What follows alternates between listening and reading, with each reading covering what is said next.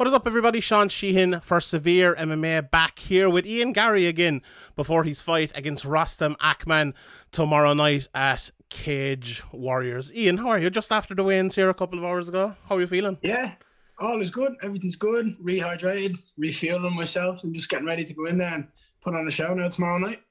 We usually when I'm talking to lads, it's either a few weeks before the wins or like after the fight, and they're either or just before the wins maybe, and they're feeling a bit shitty or something like that.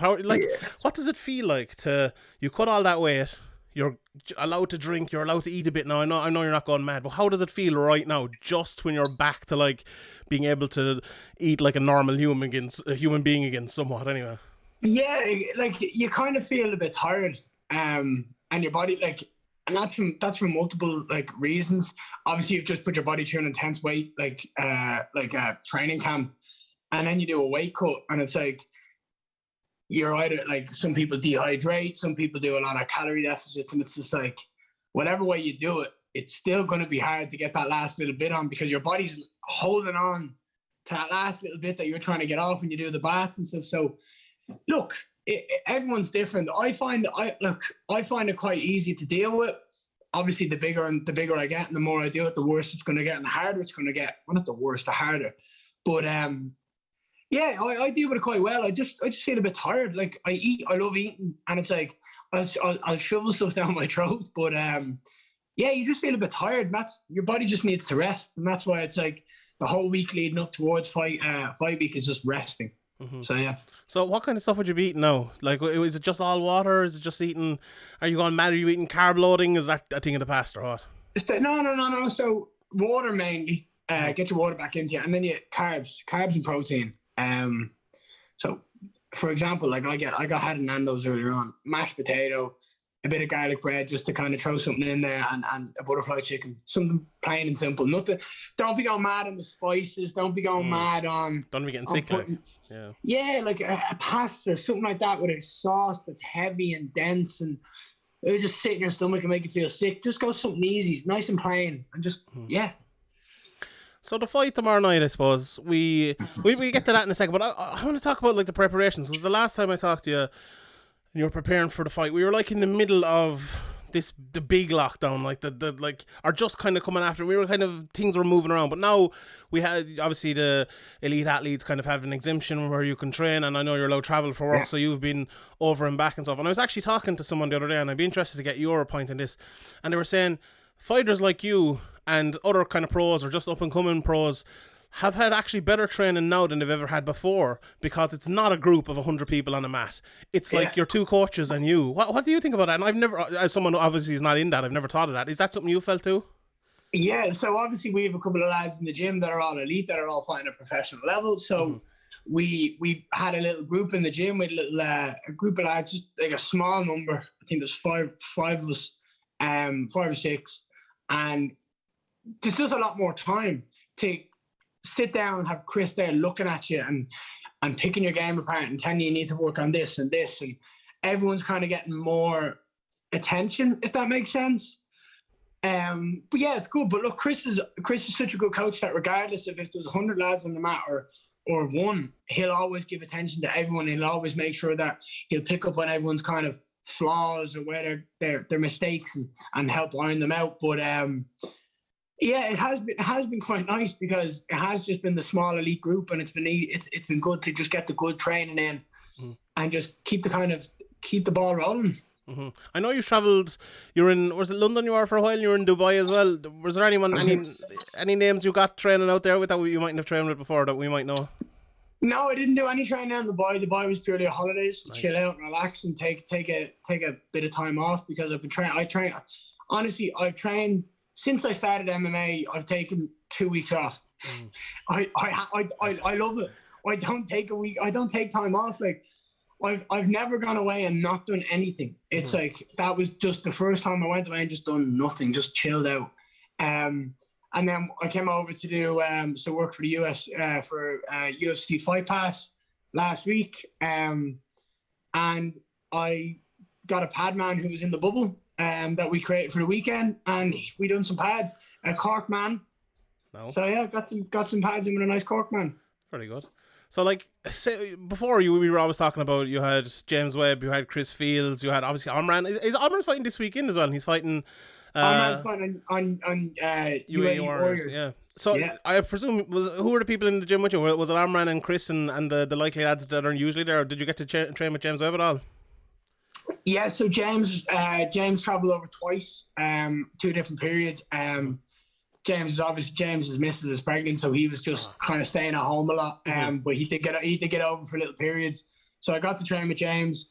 It was me, Omran, Chris, the Shelleys, Taka, Leon, and then that was the main core group. Very good. You mentioned something there about like staying happy and staying positive and all. It's a funny thing. It's like, I think everyone in MMA, but we see with fighters a lot, like the kind of the longer they get into the game, like the more miserable they get. And I'm not just saying as fighters. I think it's all of us involved in MMA. Yeah, the longer you do something, the more you kind of want to get out of it. How do you? Like, I was reading your blog that you put up on iangarry.com. I was reading it there the other day and talking about like the period a couple of weeks out from the fight, which is, I suppose, it's natural and that's always going to happen, where you like get a bit down, you're like, the things are piling up, and then you come to the fight. Is like, how do you get over things like that, and how are you going to keep, I suppose, this mentality of and you're always happy and bubbly and all coming into fights? Is that something you've thought about? Well, like, I mean, Sean, that's just stuff that happens in life. I mean, that's little things that happen to everyone, and it doesn't have to be anything big. It could literally be like you and the missus fighting, or you and your mom not having like having a falling out over something that's stupid, or like could be an argument you're having one of the lads in the gym over something. It could be anything, but like that shit, when you're in fight camp, you just don't need it. Like, you just want to put everything to the back of you. Like, you just want to fucking put it to the back of your brain and just keep working. But like, you've got to keep a good attitude. I mean, if you want to think of, like, if you want to dwell on the negatives, it's going to be negative. Like, you just got to move on and just keep pushing forward, because there's no point in spending time, like wasting time on dealing with something that's negative. Just forget about it, move forward, or deal with it, move forward. Just wake up every day with a fucking smile on your face. That's it. It's a good way to do it. I wish it was that easy. Hey, look, it's not that easy, but you can make it as easy as you can. Like, that's the thing. Yeah, it is true. So I suppose looking ahead to this weekend, you have Ross the Mac Man, who I remember the last time I spoke to you, you were like, I don't, and I'm sure you've kind of said this before anyway, so I'm not giving anything away. But you're like, I don't want to talk about my opponent. I just want to fight, get it done, because you weren't happy with that opponent at all, were you? But I assume I wasn't. No, you're happy with Ross the Mac Man. Are your 2 UFC fights coming out? No. Yes. Yeah. I am. I'm happy with it. Obviously he's one of the boxes you want ticked before you sign to the UFC. Like, I beat a guy who was in the UFC. That's massive. But yeah, I'm just kind of a little bit bitter with the whole tournament situation. Just purely because I'm the only one coming in with a win, like, and it irritates me. It's like, if all the other lads didn't shit the bed, I would have had a title fight. So why do you think like someone else should have just fought you straight up for a title? Do you think you should be fighting for the title tomorrow night? Well, I understand that. Like, I've said this to a couple of people, and I hate saying it because I like some of the lads in it. Like, I love Jack Grant. I like Mardas, and I've nothing against Rostam at all. Like, I'm never someone who fights with like animosity or like tries to hate someone. But like 0-2, like 2-3, or 1-2 in the last 2 fights. Like, everyone's got at least 2 losses in the last 3 fights. Except me. Do you know what I mean? Yeah. If people didn't, what can I do? I've been winning. I'm doing everything I need to do. I understand. Look, I'm quite happy to take the extra fight and get that UFC kind of box checked off before I sign for them. But I'd like the belt right now. I'm ready for the belt right now. It was funny. I was actually just talking to Ariel the other day over in his Twitter show, and I said it to him about you. I was like, "Oh, you're buying Garry's fighting this weekend," and he was like, "Oh, when's he going to get to the UFC?" And what I said to him was, he's in the tournament now, and he's at least 2 more fights before he gets to the UFC. You know, all going well if you win both of them. And for me, I look at not just you, but people like you coming up, whether it's Aspinall getting to the UFC or Paul Hughes fighting tonight or other people. And I feel like the more fights, the better. The more ready you are when you get to the UFC, the better. And I know it's not always that easy, and you know, you get more money, you want more money earlier, and all of that. But I feel like for you, if I'm looking at it from your point of view, I think, and you, I'm sure Chris Fields has told you this as well. Like, these two fights, if you can go in and beat Rostam tomorrow night, and if you When? can, yeah, exactly. Okay, you could say, well, and win, and if you win the next fight as well, you'll be even better and even more prepared for the UFC and for the big fight then. No, I agree. And me and Chris have talked about this. Like, Sean, I'm ready now. But in 2 more fights, like come the end of summer, I'm going to be a Cage Warriors champion and be 7-0. Obviously, I'll take that. It's a case of I would have liked to have won this belt, fought again for probably the middleweight, depending on what Webby wants to do and stuff like that, and maybe defend my belt, and then be ready to sign for the end of the year. But what my plan is now: be the UFC guy, get the belt, and then get out of here. Let's go to the UFC, because, like, while you're right in saying like the more fights you have, the better. It's like there's a certain time when you know you're ready, and I can beat 75% of the guys in the UFC right now. So why wait? Why sit? Like, I know Cage Warriors are building me up slowly, and like they're getting me to where I need to be, and that's perfect. That's why I signed with them, right? I'm not saying like the fact that I'm having 2 more fights isn't an issue. I'd happily have 3 more fights in Cage Warriors. But I'm saying, like, I'm ready to go. I would have liked to have had my belt now and then defended it twice going forward, just purely because I am the best welterweight in Europe, and I don't need to. I don't need to prove it anymore. Like, everyone's going to sit back eventually and go, "Look, he was right. He said it from day one. From day one, I've said it." So it's a case of I just want to get in there and do it, and I want to go into UFC and show everyone what I'm talking about. And the more eyes on me, the better. And the UFC is the biggest platform in the world, so the faster I get in there, the faster my stock rises, and the faster I can get to that world championship in the UFC. I think it was Jake Hadley the other day on Twitter, and I don't think it was directed at you, but he was talking about like how sometimes up and comers, they get like the hype, and I think in Ireland it's more so than everything else because we've kind of created a media thanks to Conor McGregor, who have kind of are able to push the fighters more than anywhere else in the world. But like that, someone who maybe hasn't proven it yet is getting that hype. And I know, you know, you've proven it against who you've been put in against, but you yourself have kind of criticized the level of opponents that you fought wanting to fight more. So do you think like you'll have the hype? I can. Yeah. I can only fight the guys that say yes. Yeah, but that's it. But I'm saying like now you'll have the hype, and if you win these 2 next fights, you'll also have the belt and you'll have the proof that you are what you've been saying you are all the time. When I win these 2 next fights and when I get my belt, I will have done everything I said I was going to do from day one. So there's 2 ways. I'm sick of telling people at this stage what's going to happen. Like, I know what's going to happen. People just need to sit down and watch it and go, he did say that. He did say that. He said that about 2 years ago. Like, I haven't changed my story in any way. Like, I've told people I'm coming for that belt. I've told you multiple times that I am one of the best welterweights in Europe, and I'm going to prove it. I'm at the stage now where I'm like, I am the best welterweight in Europe, and I want to show everyone that. So me getting into the cage is I've had 5 fights, right? Everyone that said yes has said yes. I've beaten those 5 guys. Yeah, they're the only people I need to worry about. Anyone else who wants to chat, I'm not talking about Jake Hadley, by the way. I like Jake, but I mean anyone else who wants to chat shit about it, sign the contract and get into the fucking cage with me, and then let's see what's up. But until you do, then shut your mouth. Like, I don't want to hear it. Like, I'm going in there beating the guys that are actually having the balls to fight me. Do you know what I mean? And at the end of the day, we've got to sit back and thank them. They are the real heroes here. They are putting their lives on the line, knowing I'm going to go in there and win the fight. So do you think Rostam knows tomorrow that you're going to beat him? Yeah. Yeah, I looked in his eyes earlier on. He didn't want any of it. What do you think of his skill set? Like, he's gone a full 3 rounds. Yeah. Like, not great. To me, watching him, I looked him up on Fight Pass and watched all his fights. The one thing that kind of popped out to me, he's loads of IMAF fights, and to me, he fights a bit like. Do you ever see amateur boxers and they fight like a very kind of technically safe style, I would say, and that's nothing against him. I'm not criticizing him. I think that's a good way to fight in MMA at times. No, like, he's a very good fighter. He's just not great anywhere, in my opinion. Yeah.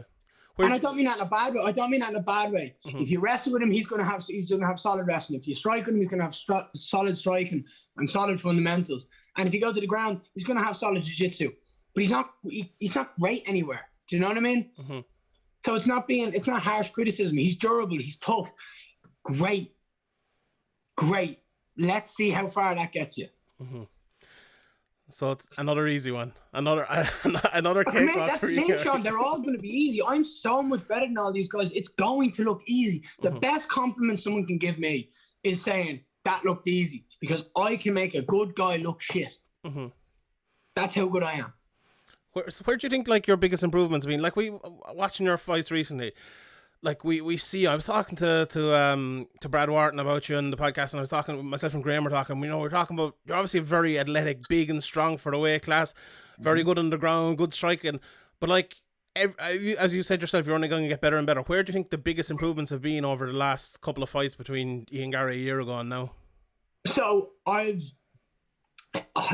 want to say everywhere, because it absolutely is everywhere. But over this camp, I've invested a lot of money into hitting more pads and working on my kickboxing. I've been doing a lot of pads with Phil White. So Chris got me onto Phil and said, Ian, look, if you want to do some kickboxing rounds and improve on your striking even more so, here's the guy. So I've been meeting Phil 3 times a week, and we've been smashing pad sessions out. But my pace is ridiculous. My output's insane. And just the power and the technique has been improved massively. But I've been concentrating on that so much. It's quite weird, because if you're to ask me where I feel I've grown the most, it's my grappling. Because I'm just seeing the gaps more. And I'm seeing where I can get a sub. I'm seeing where I can get a sweep. I'm just seeing all these gaps that I may not have seen before. And it's just like, well, there it is. It's just becoming easier. And that's just because I'm putting the hours in, I'm putting the work in to get better and to get to where I want to be. And I'm very happy. Like, my whole skill set has jumped again and again. And every time I work my ass off, it just grows. So there's nowhere I don't feel comfortable. Like, I push myself so hard with strength and conditioning that I know my fitness is there to do 5.5s at full pace tomorrow. I work my ass off to get the best striking I can, and I work my ass off to have the best grappling and jiu-jitsu I can. So I'm quite comfortable wherever the fight goes, and that's what I'm saying. Like, whatever Rostam tries to bring, whatever anyone tries to bring in this welterweight tournament, I'll be more than ready to deal with it. Mm-hmm. Right. So usually last thing here, I ask you for a prediction of how you're going to do it, and you usually give me a prediction, and you go, all right, at the end of the interview after we stop, you're like, this is how I'm going to do it. Have I been wrong? You haven't been wrong. Well, let's do it on camera today. Let's get it on camera. There's no one going to see this. We're only 24 hours out from the fight. There's Rostam's not going to be looking at SevereMMA's YouTube. And I also want to know this as well. How are you going to win tomorrow? Wait, hold on a minute. You won't look at the YouTube. What you'll do is you'll cut the clip and put it on Instagram. I know what you're fucking like, John. You cut the clip. Here's how Ian Garry's going to finish the fight tonight. I know nothing about Instagram. I also want to know, though, who's going to win the other semi-final and who you're going to fight in the final. I'll start with that. I like that. That's what I like to hear, Sean. Who are you going to fight in the final? That's it. Sorry, Rostam. Don't be sorry. You're good. You're allowed to have a favourite. I think Jack Grant will win. I know Jack and Marlaz have trained before. I feel Jack will have the upper hand in the grappling, and I think Jack will just try to take it to the ground, get in and get out with as little damage as possible, and he'll probably come away with a sub. I like Jack a lot. I was messing around with him today. Like, he's a good lad. I was literally saying to him, like, look, if we fight in the final, it is what it is. You know what I mean? It is what it is. Like, we're like, it's just one of those situations. And I was like, I'm still gonna punch you in the fucking face. It's not gonna stop me. Like, just because I like it doesn't mean I'm not gonna punch the fucking face off you. Will you be nice to him, for God's sake? Don't make him mad. No. What's he gonna like? It is what it is. Yeah. Sean, it's quite weird now with this Rostam one, because I haven't fully decided yet. There's a couple of reasons why. In my head, I have one shot selection that I feel is absolute money, and I'm going to keep that one with me, right? But I will tell you this. Okay. He likes to walk forward. He likes to plan forward. You said you watched this fight. He comes forward with a lot of movement, but doesn't throw a lot, right? Yeah. How do you think we stop that? The jab. There you go. Look at you. You know something about fighting there. And where do you think I'm going to aim? The nose. If I can break that nose with a nice snappy jab, right? It'll stop his breathing. It'll make him annoyed. He won't be able to move forward at a pace anymore. And the minute he takes that step back, bye-bye, Roston. That's good enough for me. That's good. I love a jab. If anyone listens to SevereMMA podcast, I'm the that's biggest my fan of the favorite jab. punch. Yeah, it's pretty obvious. It's just there, but fired out. Just like a piston. Just. What do you think of Usman? I know you're a big fan of Usman, and you said the last time you're not ready for him yet. But what about his jab the last time? Is that like you? I know beautiful. you. Yeah, that little switch, boom! That little switch into the right hand, the southpaw jab was beautiful. Yeah. Look, I still agree. I'd much rather fight Usman than Gilbert Burns, personally. Really? Why? Yeah, because I know what Usman's going to do. Usman's either going to come out and he's going to try and piece you up on the feet, or he's going to try and wrestle fuck you. Plain and simple, right? And he's going to do well at either of them, right? And you've got to do well the other end of that. Yeah. With Gilbert Burns, he's going to come out and swing bombs at you, and like when someone's running at you and swinging bombs, because he has a lot of power in his hands, you want to take them down. And if you want to take Gilbert Burns down, you're like, that's not a smart decision. Yeah. I just think he needs to come out to his next fight. I think he tried to play it too cool with Usman. I think he needs to just come out and just have people fainting and biting on the shots and just swinging overhand rights and left hooks. That's what I think he needs to do. But like, I don't think Gilbert Burns is going to be taking advice off me anytime soon. Like, I think he's good enough at the moment. Yeah. And he caught Usman in the start of the fight. So I was, that's what I'm trying to say. Like, he was going forward. He was going forward. He was doing what he should have done, and he should have stuck to that game plan. Shouldn't have tried to just beat him on the feet. Just go at him. That's the way Gilbert Burns. But yeah, Usman's very good. But look, come here. I'd fight Usman tomorrow. Would you? I'd fight Usman. What? Why wouldn't I? Now, genuinely, why wouldn't I? I don't know. Like from a fighting point of view. I'd fight any man tomorrow. No. I'd fight any man tomorrow, Sean. I wouldn't decide. Yeah. I'm like, I have such a big fucking ego that if someone said they could beat me, in a fight, I'm like, well, let's go now then. Fuck's sake, don't just let it go. I like it. Last thing before I let you go, Arctic Monkeys tomorrow. Are you mine, baby? That's Beautiful. Yeah. Right. Ian. Gotta hear it. Thank you very much. I appreciate your time as always. Best of luck tomorrow night, and everyone tune in UFC Fight Pass on Cage Warriors to see himself, Ian Garry, tomorrow night. Let's do this.